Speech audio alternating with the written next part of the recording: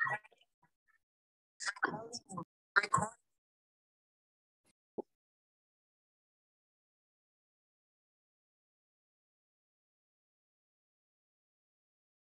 udah siap ya? Bismillahirrahmanirrahim. Assalamualaikum warahmatullahi wabarakatuh. Selamat malam semuanya. Malam, Pak. Waalaikumsalam warahmatullahi wabarakatuh. Malam, Pak. Jelas ya suara saya ya? Jelas ya? Terdengar, Pak. Oke. Nah, ini saya ini ya. Materi terakhir mengenai aktivitas 5S. Pernah dengar nggak 5S? Belum, Pak. Pak, Pernah, Pak, pernah. Sudah bisa apa salah? Bukannya Seiton itu. Iya nggak sih? Yang kemarin. Ya, ini kan Sei. karena dulu ada tugas kan? Iya. Yes. Nah, ini kebanyakan seringkali diterapkan di industri ya. Tapi di kehidupan sehari-hari mungkin bisa diterapkan juga, apalagi di ini ya, kegiatan individu. Jadi istilah ini itu hampir melekat dengan PDCA. Tahu nggak PDCA? Plan, do, act ya, act. Jadi 5S ini mengenai Seiri, Seiton, Seiso, Seiketsu, sama Shitsuke. Seperti itu.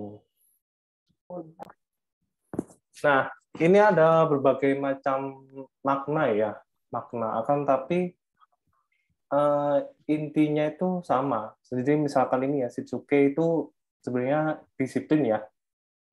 Bisa dikatakan disiplin. Akan tapi Jadi hilang sih. makna yang lain itu adalah sustain ya, sustain. Jadi berkelanjutan. Jadi berkelanjutan itu juga diawali dari disiplin.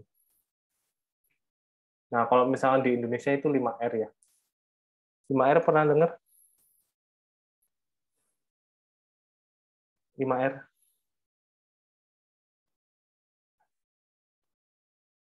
Ada yang pernah ini? 5R? Pak.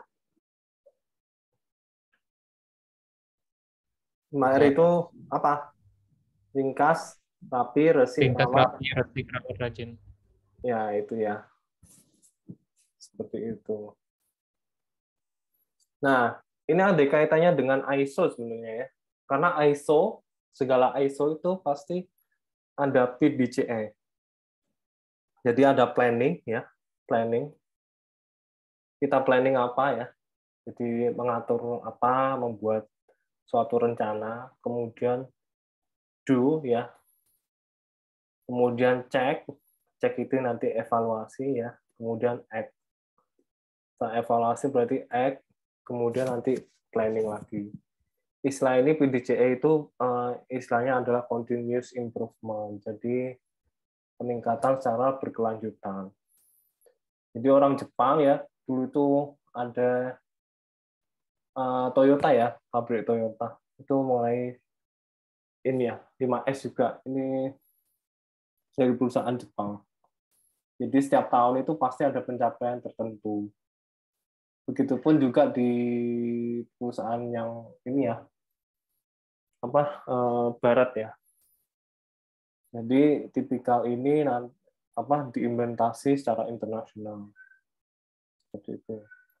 Segala ISO ya, ISO International Standard Organization ya. Jadi setiap ada standar di perusahaan tuh yang terkenal biasanya ISO berapa? 9001 ya. Kemudian yang baru-baru ini ada yang ISO 45001 ya. Mengenai keselamatan. Terus ada ISO berapa lagi? 14001 mengenai lingkungan ya. Nah, semuanya ISO itu menerapkan PDCA. Seperti itu. Apa keuntungannya? Keuntungannya yaitu memaksimalkan utilisasi. Utilisasi itu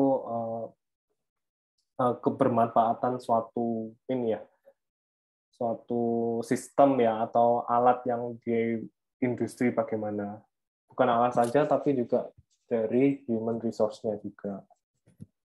Kemudian identify abnormalities, berarti kalau misalkan ada kejanggalan, ada sesuatu yang tidak ini ya, tidak sesuai dengan yang normal, itu pasti diidentifikasi di sini. Jadi itu makanya ada pencatatan, kemudian dokumentasi, kemudian nanti evaluasi. Seperti itu. Hal ini biasanya yang diterapkan di perusahaan. Nah, Poltek itu ada unit khusus untuk K3 baru-baru ini, mungkin juga menerapkan ini juga. Gitu. Sehingga nanti aplikasinya juga bukan hanya di industri, tapi di keseluruhan, bahkan di pendidikan ya. Sekelas perguruan tinggi, contohnya Poltek juga. Nah, ujung-ujungnya apa? Improve productivity. Produktivitasnya itu macam-macam juga. Ya. Kalau saya dibandingkan dengan karyawan industri, beda ya untuk produktivitasnya gitu. Pasti ada indikator-indikator untuk kinerja ya. Seperti itu.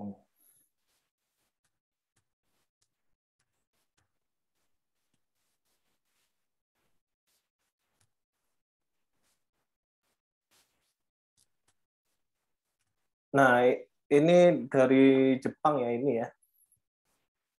Jadi tipikalnya itu perbaikan tempat kerja ya. Jadi PDCA salah satu contohnya yaitu perbaikan tempat kerja. Seperti itu. Nah, ini 5 faktor ini yang akan diimplementasikan. Nah, contoh ya menghilangkan pemborosan. Pemborosan maksudnya apa di sini? Kalau misalkan ini ya sebagai procurement atau yang pengadaan ya, pastinya itu menyesuaikan dengan kebutuhan dari ini ya, kebutuhan dari internal perusahaannya dan juga tidak memesan berlebihan sehingga nantinya bahan yang dipakai itu tidak dibuang sia-sia seperti itu. Begitupun juga kalau misalkan outputnya ya, kalau misalkan mau menghasilkan produk ya, berarti mau produksi. Nah, ketika memproduksi itu pastinya ada limbah atau bahan-bahan yang tidak dipakai ya hasil dari produksi, sehingga itu juga diminimalisir seperti itu.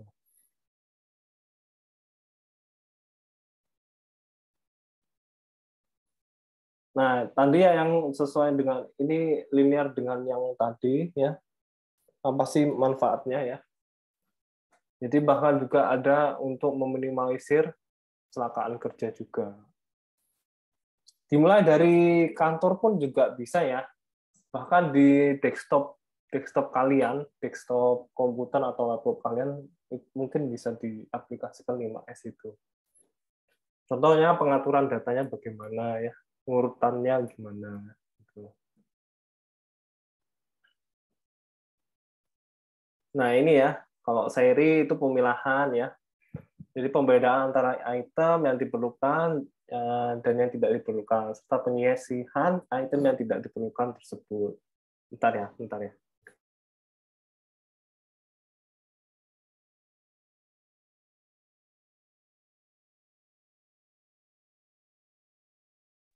Kemudian saya lanjutkan ya.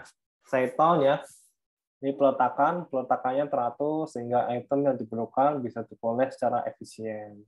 Dan juga visualisasinya bisa dilihat langsung. Kemudian SISO, ini pembersihan atau cleanliness ya. Ini penciptaan tempat kerja yang bersih tanpa sampah dan debu dan sebagainya ya. Kalau misalkan di gudang itu pasti ada forklift. Nah, forklift itu nanti menghasilkan misalkan tumpahan oli ya, pelumasnya itu bisa juga seperti itu. Nah, kemudian seiketsu. Seiketsu bisa dikatakan organisasi atau standarisasi ya. Jadi tipikalnya kalau di perusahaan harusnya ada standarisasi untuk tindakan yang terbaik. Itu pun juga termasuk penerapan sistem yang ini ya berbasis internasional. Contohnya ISO. Kemudian Shisuke ya, sustain atau penegakan disiplin ya. Jadi prakteknya itu bukan hanya berhenti di tahun atau periode tertentu saja, akan tapi berkelanjutan. Nah, makanya 5S ini juga berkaitan dengan PDCA yang plan, do, check, act ya. Seperti itu. Sehingga ini bisa berlanjut sampai seterusnya. Sehingga perusahaan itu bisa sustain juga untuk menerapkannya. Jadi meningkatannya apa? Pak, ini saya pernah tanya ya kok di ini ya di training. Bahwasanya kalau misalkan 5S itu Pak, kalau misalkan nggak ada yang diimprove lagi gimana? Ya cari lagi yang mau diimprove. Pasti ada. Seperti itu. Kata trainерnya. Ternyata memang banyak kompleks ya kok di masalah industri, baik itu di perusahaan atau ini ya. Bahkan di Poltek pun juga seperti itu. Pasti banyak yang harus diimprove. Seperti itu. Ya namanya ini ya, buatan manusia pastinya ada aja yang nggak puas gitu. Seperti itu. Jadi penerapannya seperti itu ya.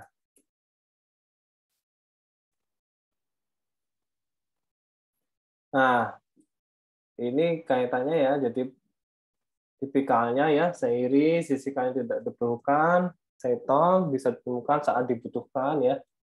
Jadi menemukan bahan yang sesuai dengan kebutuhannya ya. Kemudian saiso, pembersihan, kemudian standarisasi, dan 4 faktor ini harus di Shitsuke, yaitu sustain ya. Di pengembangan kebiasaan yang memperlakukan peraturan dan standar. Sehingga di suatu perusahaan itu menciptakan suatu budaya 5S ini. Seperti itu. Nah, dari sini ada yang tanyakan?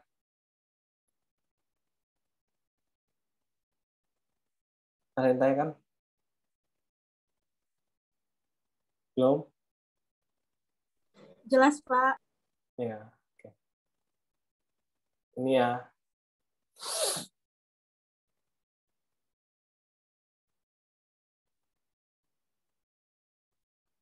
Nah, biasanya pola-pola pikir ya merupakan beban tambahan ya. Jadi kalau di orang Indonesia biasanya cuek-cuek aja ya. Kan ngapain sih dibersihin, nanti kan kotor lagi. Tapi itu bisa ini ya, membuat potensi bahaya seperti itu. Kemudian tidak bisa mengubah setup yang ada saat ini. Beban kerja bertambah pasti ya, tapi ya itu harusnya dibebankan ke seluruh karyawan ya. Sehingga nanti kan membentuk suatu budaya gitu. Jadi kalau misalkan yang rajin satu tapi satu perusahaan nggak rajin, ya sama aja berarti. Itu harusnya diawali juga dari atas ke bawah, dari apa kebijakan, kemudian nanti diikuti oleh karyawannya. Seperti itu. Ini mahal ya. Mahal memang itu investasi, tapi juga membuat suatu image perusahaan menjadi baik. Nah, ini ada zona nyaman juga. Kemudian akan memerlukan waktu, pasti ya, memerlukan waktu.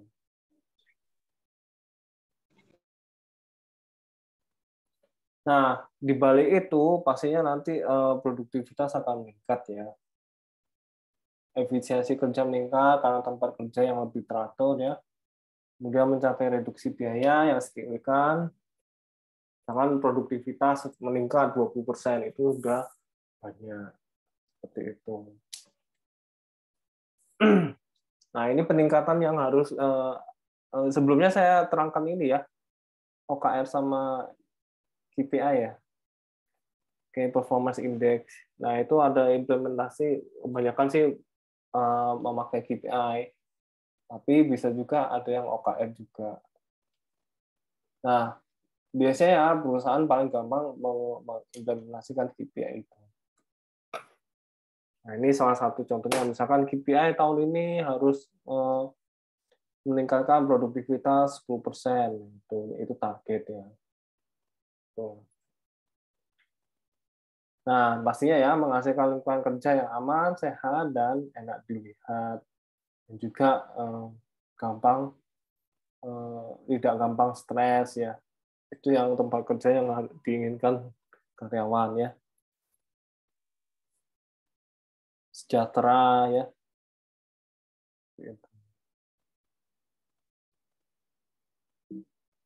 Nah, dari sini ada yang tanya kan?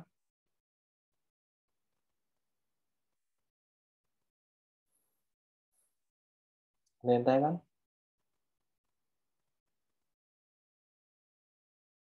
Nah, pastinya investasi ya, suatu perusahaan itu mempunyai human resource yang terbaik. Makanya kalau misalkan human resource atau sumber daya manusia yang yang terbaik di perusahaan itu pasti kalau misalkan resign itu pasti istilahnya di Jawa itu digandoli ya. Dan itu diberatin mau apa semuanya ingin diturutin. Jadi kalau misalkan menjadi karyawan yang terbaik pastinya nanti yaitu adalah aset dari perusahaan tersebut. Pernah nggak ngalamin kayak gitu? Jadi karyawan terbaik, terus tiba-tiba resign, terus nggak dibolehin resign. Pasti itu biasanya itu Pernah, diperhatikan. Pak. Pernah ya, Bu Mora ya? Pernah, Pak. Ya itu, seperti itu. Kalau Mas Luki pasti tahu karyawan terbaik mungkin ini ya. Paling sayang kalau misalkan dia atau mereka resign ya, kalau misalkan karyawan terbaik. Kalau kerjanya betul ya. Gitu. Iya, Pak. Tapi biasanya kita juga itu sih, kalau kita pasti evaluasi diri lah. Artinya dia resign karena apa? Karena memang manajemen kita yang kurang, ataupun memang dia ada hal pribadi, misalnya pulang kampung, atau ada urusan keluarga. Karena ada kayak karyawan yang dia pulang kampung karena kampung itu orang tuanya meninggal, terus rumahnya nggak ada yang tempatin. Kalau itu kan kita nggak bisa menolak kan. Gitu. Ya, ada tapi misalnya nih dia faktor manajemen gitu, dia bilang ya, mungkin kita kurang bagus dalam hal ini gitu. Ya kalau memang ada ya kita jadikan itu sebagai bahan evaluasi kita. Oke. Nah itu oke. Nah kemudian saya ada cerita nih,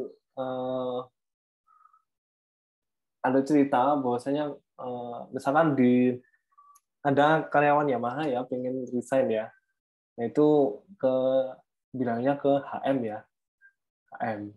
Oh iya, bukan kompetitor. Ternyata itu Honda motor, tahu nggak Honda motor? Dikira bosnya itu dia ke HM Sampurna, pabrik rokok. Nah ternyata itu ke kompetitor. Nah itu kan karyawannya kan resign dengan bohong kan.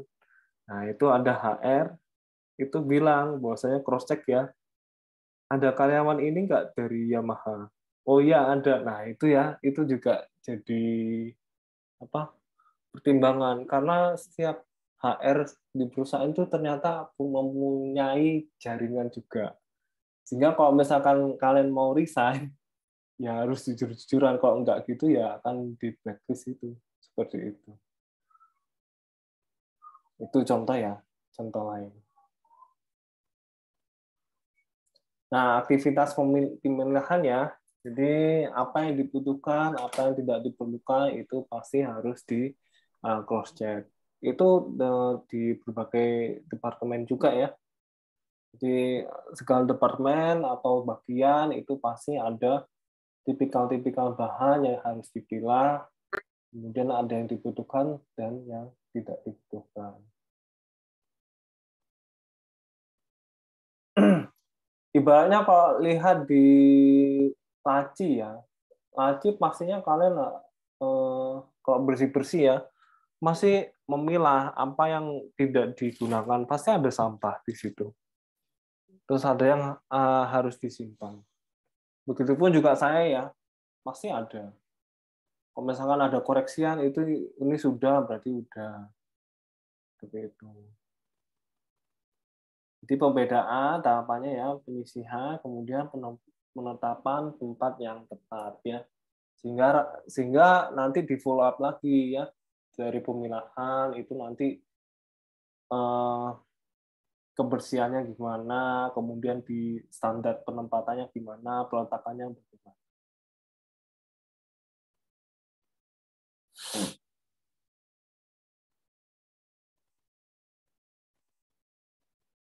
Seperti itu.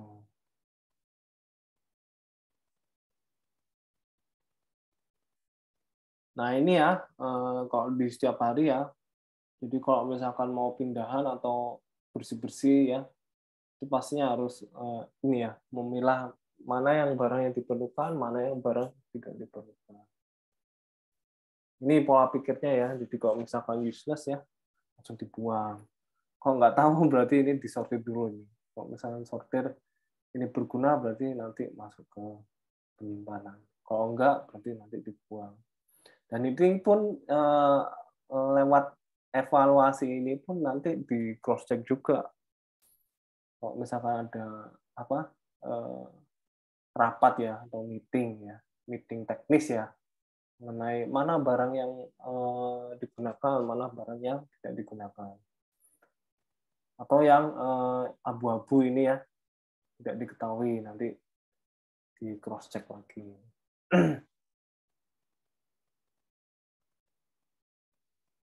Nah, metode analisisnya bisa flow proses chart ya, dari prosesnya bagaimana, kemudian operasional analisis ya, penguraian dari operasi dari sistem, kemudian checklist. Tuh. Nah, ini tipikal standar sama tindakannya. Salah satu contoh misalkan item yang digunakan kira-kira 1 kali dalam waktu 6 sampai 12 bulan apa saja, kemudian sisihkan dari tempat kerja ya. Itu. Misalkan yang lebih dari ini ya, 1 sampai 6 bulan bagaimana ya. Dan seterusnya. Nah, kemudian nanti pemberian label seperti ini, ya, pemberian label.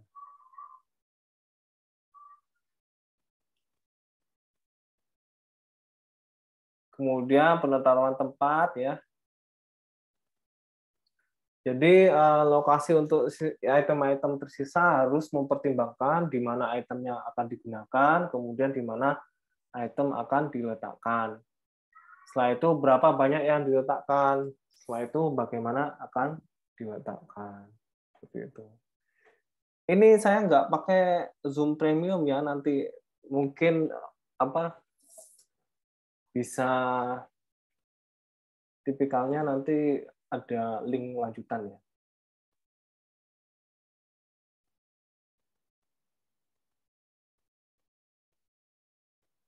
Nah, kemudian ada Seiton ya. Seiton itu aktivitas peletakan dari 5S ya.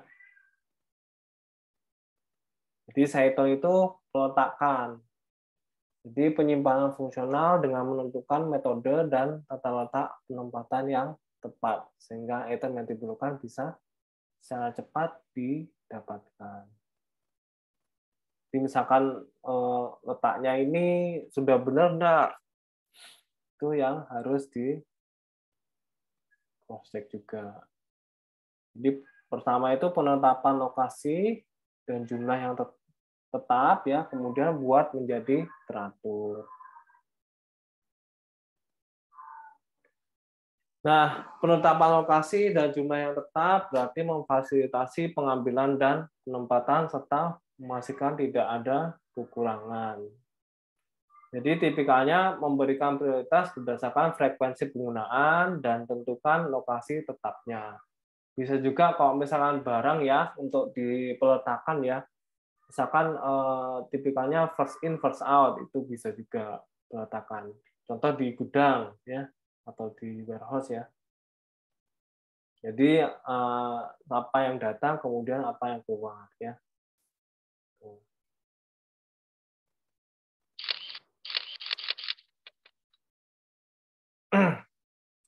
Nah, standar keputusannya contoh ya, berapa yang diletakkan, maksimum, minimum, atau order point-nya ya. Diletakkan nanti berapa susunan, itu juga termasuk ya. Kemudian nanti penandaan lokasi bisa pewarna ya, warna, pemberian batasan. Kemudian nanti, nah ini ya yang tadi ya, first in, first out ya. Kemudian nanti ada penanggung jawabnya. Seperti itu. Nah, peletakan mungkin misalkan salah satu contoh ya, peletakan itu nanti misalkan contoh studi kasus di gudang ya, tahu nggak kalau misalkan gudang itu, misalkan gudang kering ya, ada tikus, itu termasuk gangguan nggak? Atau pes? Gangguan, Pak. Ya, gangguan ya. Nah, itu termasuk gangguan juga. Nah, itu bagaimana meminimalisirnya? Yaitu pasti ada backup-an untuk ini ya, pengendalian hama ya namanya. Kalau misalkan di gudang. Pentokil, Pak. Oh, pernah, Bu ya? Pernah, karena saya agak lumayan lama di hotelier, Pak. Oh, Jadi iya, iya. Siap, siap. Itu juga termasuk untuk salah satu pendukung untuk peletakan ya. Peletakan itu.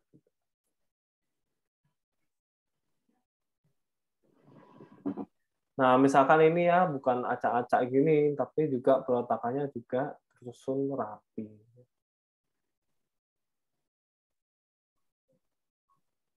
Nah, pastinya kok peletakan itu nanti didukung oleh berbagai simbol yang standar.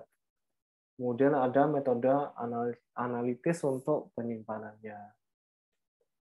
Kalau misalkan bagaimana meletakkan itemnya, jadi misalkan nama dan lokasi ya, kemudian simpan material dan fungsionalitasnya atau berdasarkan fungsinya, kemudian cegah kesalahan dengan kode bentuk dan warna. Dan itu pun juga bisa ditambahkan dengan apa? Ditambahkan dengan barcode ya, RFID itu juga masuk bisa.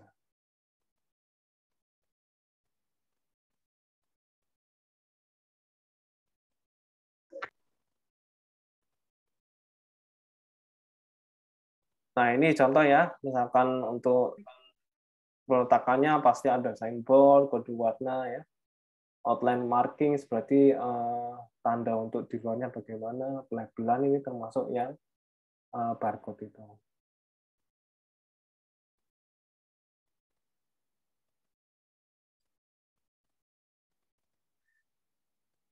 Nah, ini ya, kalau misalkan alirannya itu pasti, misalkan ini ya, alirannya itu paling tidak itu nanti berurutan ya. Jangan sampai kalau misalkan dari sini, pindah ke sini, pindah ke sini, pindah ke sini, pindah ke sini, nah ini kan nanti jadi ruwet. Nah, pastinya harus alirannya lebih smooth ya, kalau ini ya. Begitupun juga kalau misalkan peletakan di operator, ini nanti beda lagi. Ya, nah ini yang mudah dijangkau ya. Kalau yang kemarin ya merakit itu pasti mudah yang mudah dijangkau di sini. Jangan sampai meletakkan benda itu paling jauh, enggak. Gitu. Ini part 1 ya, nanti saya kasih link lagi ya. Baik, nanti lanjut ke part 2 ya. Oke, terima kasih. Nanti saya lanjut.